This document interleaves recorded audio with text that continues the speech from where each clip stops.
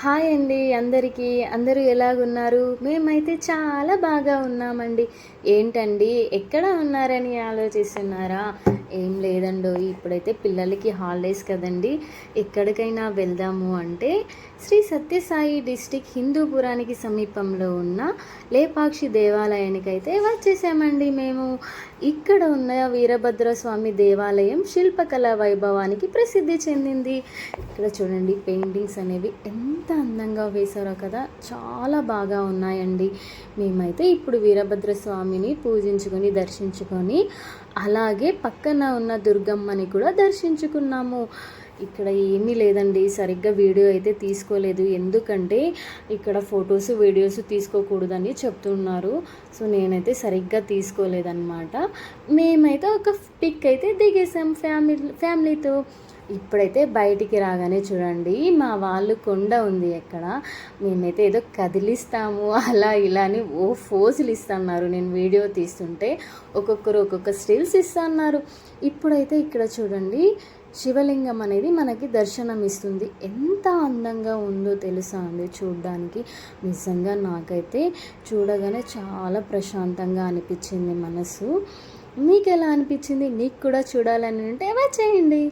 So ఇప్పుడైతే అక్కడ photo దిగాలని మా వాళ్ళు చాలా వెయిట్ చేస్తున్నారు. కానీ ఇప్పుడు ఈరోజు సండే వెళ్ళాం మేము. సో 1 by 1 అయితే అక్కడ దిగుతూనే ఉన్నారనమాట. క్రౌడ్ ఎక్కువ ఉంటుందన్నమాట సండే. ఇంకా మా వాళ్ళతో ఏదో నేను అలా చిన్నగా ఒక ఫన్నీ వీడియో అయితే తీసుకున్నాను.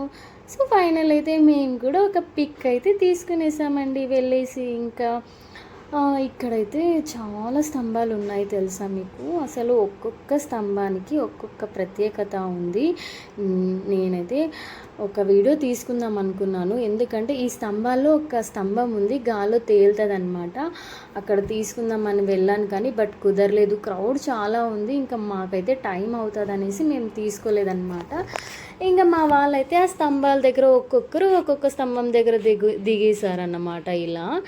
సో ఇక్కడ సీతమ్మ వారి పాదం కూడా ఉందండో. ఇక్కడ ఆలయానికి దగ్గరలో నంది జటాయువు కూడా ఉంది. లేపాక్షి అని పేరు ఎలా వచ్చిందో తెలుసా మీకు? అయితే చెప్తా వినేయండి. రామాయణంలో సీతాదేవిని రావణాసురుడు అపహరించి లంకకు తీసుకువెళ్తుండగా రావణుని అడ్డుకొని సీతమ్మను రక్షించడానికి జటాయువు పక్షి తీవ్రంగా పోరాడి గాయపడుతుంది. రావణుడు జటాయువును రెక్కలను నరికేయడంతో అది నేలపై పడిపోతుంది. శ్రీరాముడు సీత అన్వేషణలో భాగంగా అక్కడికి వచ్చి నేలపై పడి ప్రాణాల కోసం కొట్టుమిట్టాడుతున్న జటాయువును చూసి లేపక్షి అంటాడు. అంటే లేచి నిలబడు పక్షి అని పిలుస్తాడు. అలా లేపాక్షి అనే పేరు వచ్చిందని చెబుతారు. ఇంకెందుకు, మీకు కూడా చూడాలనిపిస్తుందా లేపాక్షి? అయితే వచ్చేయండి, మీరు కూడా చూసేయండి.